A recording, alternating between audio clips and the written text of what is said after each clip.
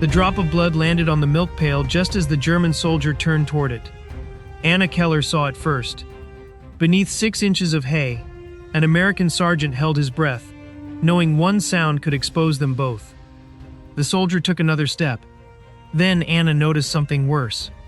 He was looking directly at the place where the American was hidden. 36 hours earlier, none of them had expected to be standing in that barn.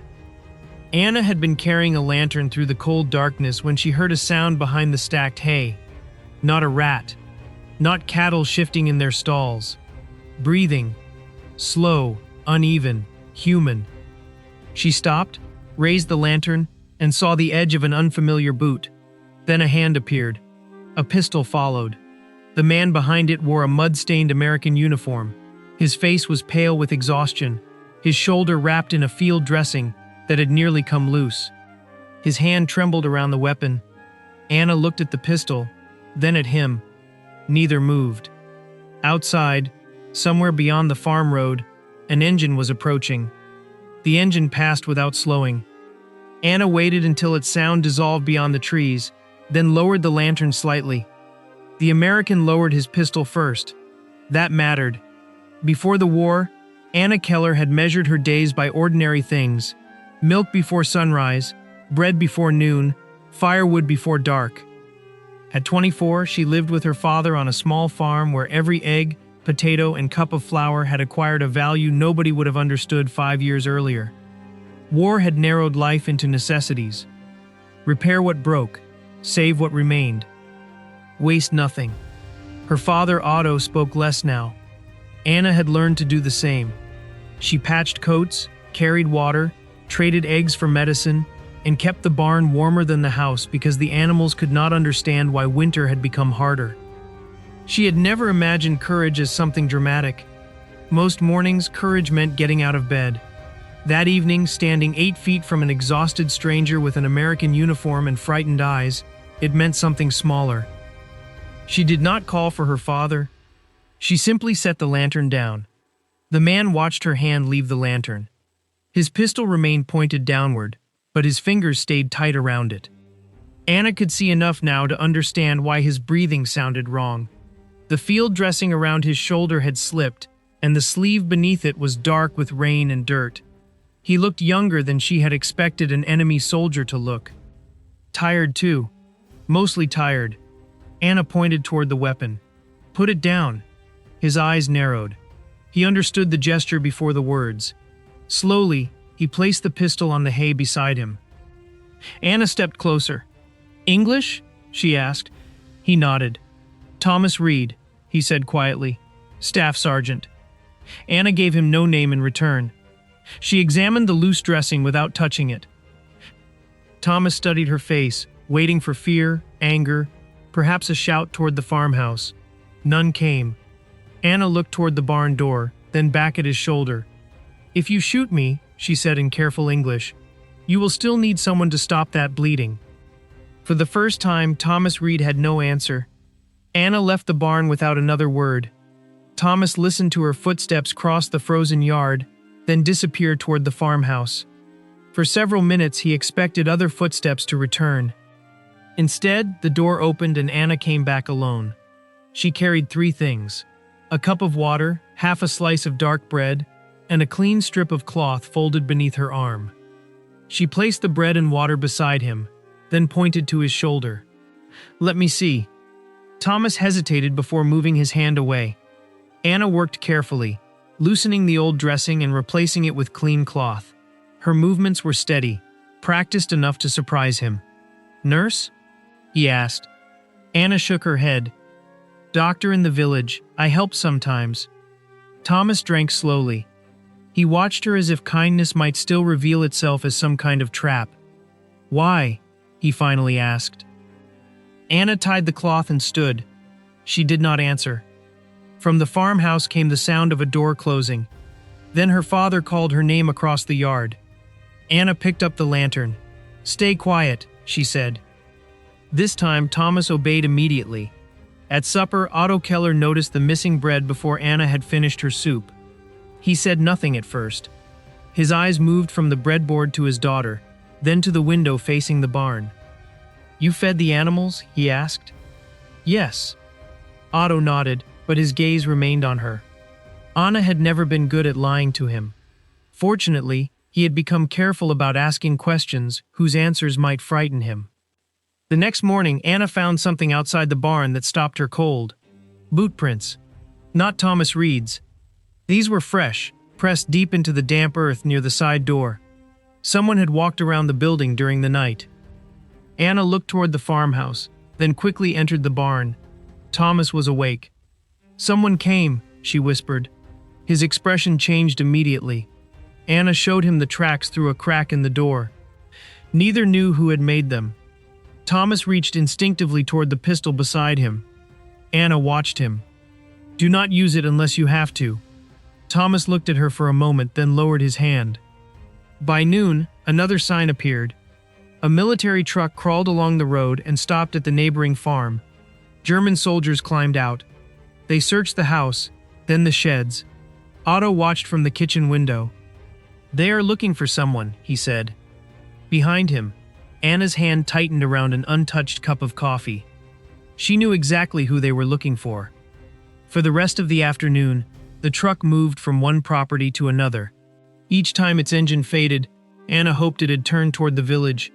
Each time, it returned. Thomas could hear it from the barn. He knew what would happen if the soldiers searched carefully. The hay might hide a wounded man from a passing glance.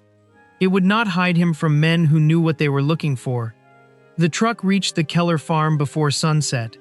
Otto opened the front door while Anna stood behind him, listening to boots cross the wet yard. 3 soldiers entered the property. One of them was Friedrich Bauer, a local man Anna recognized from the village bakery before the war. His uniform changed his outline, but not his eyes. "An American is missing," Friedrich said. "We have orders to search every building." Otto stepped aside. Anna said nothing. The soldiers searched the house first. Cupboards opened. Doors moved against walls. Boots crossed the wooden floors. The search took only minutes. Then Friedrich stepped outside. His eyes went toward the barn. Anna felt the blood leave her face. She walked ahead of the soldiers before anyone could tell her to. The distance across the yard had never seemed so long. At the barn, she reached for the handle. For 1 second, her hand remained there. Then she opened the door herself. Inside, everything looked ordinary. The stalls, the tools, the milk pail, the stacked hay, and somewhere beneath it, Thomas Reed. Anna stepped aside. Friedrich entered first. Behind him, another soldier looked through the stalls while the third remained near the door. Thomas lay beneath the hay, motionless. Friedrich moved deeper into the barn. 10 feet. 8. 6. Anna watched his boots. Then she saw it. A dark drop forming between the pieces of straw. Blood. It slipped through the hay and struck the metal milk pail below. Friedrich heard it. His eyes moved toward the pail.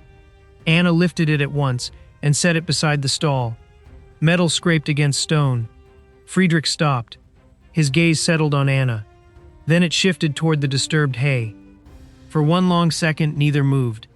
Anna could hear nothing except the animals breathing. Friedrich took 1 step toward the hay. His eyes dropped briefly to the floor, then returned to Anna. Something in his expression changed. Not surprise, not certainty, recognition. Then he turned toward the other soldiers. "Nothing here," he said.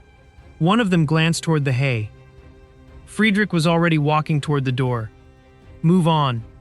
The soldiers followed him outside. Anna remained beside the milk pail. At the barn entrance, Friedrich stopped. He looked back once. Not at the hay, at Anna. Then he walked across the yard. Anna watched the truck leave the Keller farm and disappear beyond the trees. Only when the sound of its engine was gone did she close the barn door. Behind her, the hay began to move. Thomas pushed himself upright beneath the hay, his face pale but alert. "He knew," he said. Anna looked toward the closed door. "I think so." Neither spoke for a moment.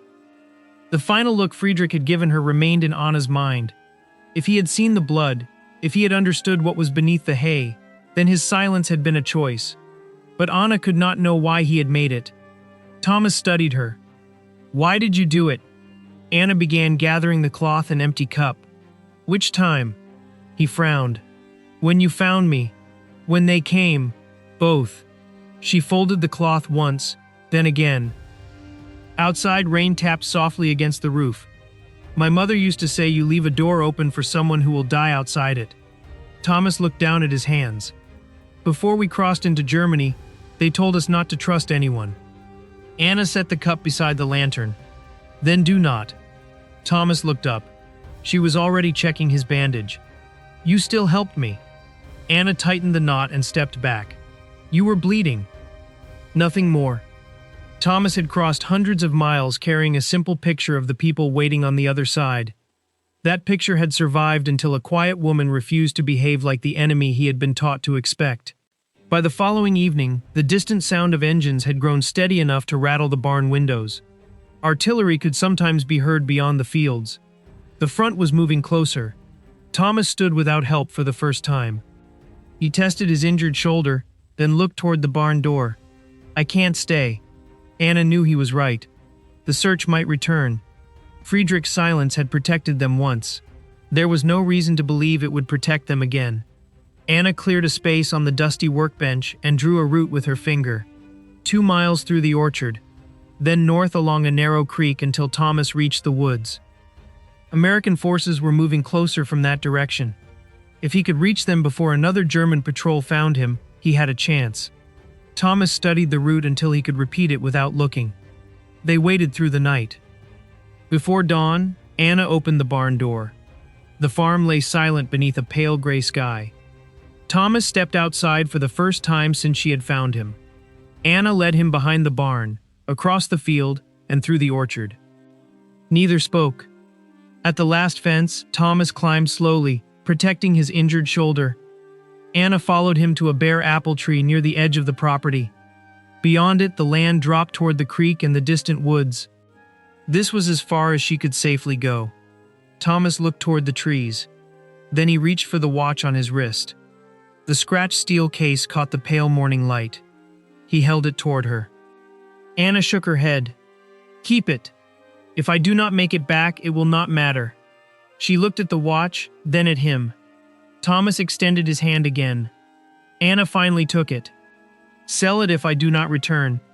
She slipped the watch into her coat pocket. "And if you do?"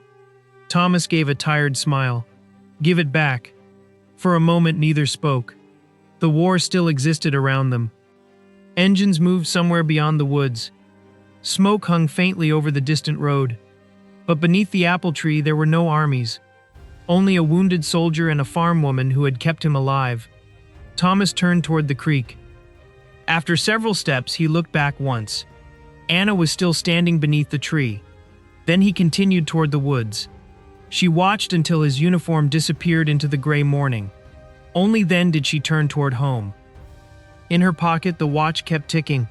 3 mornings later, American vehicles rolled past the Keller farm beneath a low gray sky. Anna stood beside Otto at the gate, watching unfamiliar uniforms move along the road. Trucks followed jeeps. Soldiers passed fields that only days earlier had been searched by German patrols. The front had moved on. Anna said nothing about Thomas. She still carried his watch. That afternoon, another jeep appeared on the road. Instead of continuing with the column, it slowed. Then it turned into the Keller yard. Anna stopped what she was doing. The jeep came to a halt near the barn. A soldier stepped out. Thomas Reed. His shoulder was freshly dressed and his uniform cleaner, but the same exhaustion remained around his eyes. For a moment, Anna simply stared at him. Thomas had reached American lines after following the creek north toward the woods. As his unit moved through the area 3 days later, he had found his way back to the farm. He walked toward her. Anna reached into her coat before he could speak. The scratched steel watch rested in her palm, still ticking. Thomas looked at it, then at her. "You kept it." Anna placed the watch in his hand. "You came back." Thomas closed his fingers around the steel case. For once, the American sergeant had nothing to say. Otto stood several yards away, watching them. His eyes moved from Thomas to Anna, then toward the barn. He asked no questions. Perhaps by then, questions mattered less than the fact that everyone was still standing there. Thomas fastened the watch around his wrist. The same watch that had crossed the orchard with him now marked another ordinary afternoon on the Keller farm. Soon he would leave again. There was still a war beyond the road. There were orders to follow, towns to cross, and people waiting to learn who would come home. Anna understood that. So did Thomas. He looked once toward the barn where she had found him. Then he offered Anna his hand. She took it. No promises. No speeches. Nothing that could make the previous days simpler than they had been. Only two people who had been told they were enemies standing quietly in the same yard. The war had spent years teaching people what an enemy looked like. Uniforms made the answer seem simple. That barn had made it complicated. Anna had never chosen Thomas's army or his country. She had simply chosen not to leave a wounded man to die. Thomas released her hand and returned to the jeep. Anna watched it turn back toward the road and disappear into the passing column. The sound of engines slowly faded beyond the farm, and on Thomas Reed's wrist, the watch kept ticking.